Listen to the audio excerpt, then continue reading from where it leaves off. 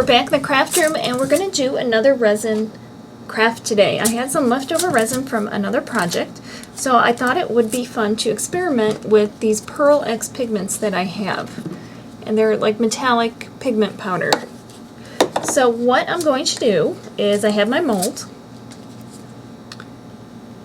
and I'm going to pour a little bit of the resin into 2 different cups. I have another stir stick as well, and then I'm going to tap a little bit of each of the powders into the resin,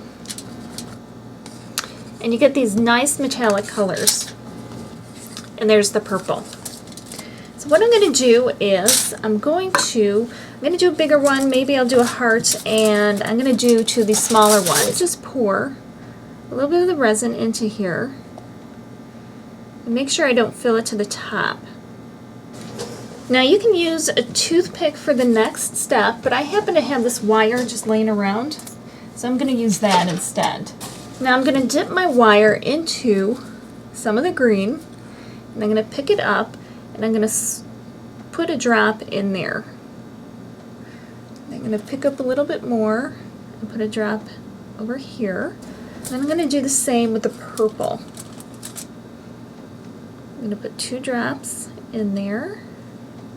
Then I'm going to wipe off the excess off the end of the wire. And what I'm going to do is, let me see if I can't zoom it in. I have a bad angle for this, but I'm just going to swirl it around. And it's not quite bright enough for me, so I'm going to take some more. Okay, and then I'm going to just swirl it. And then I'm going to do the same on the other earring. Then I'm going to just let them sit for 12 hours. But I'm going to do the other ones, and I'm going to do a bigger one in hopes that maybe you can see it a little bit better. I'm going to fill it almost all the way to the top with the resin.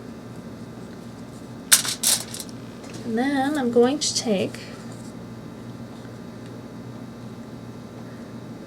drip some green in there. And I will do the same with the purple. And I'm going to wipe the wire. And I'm going to swirl them around.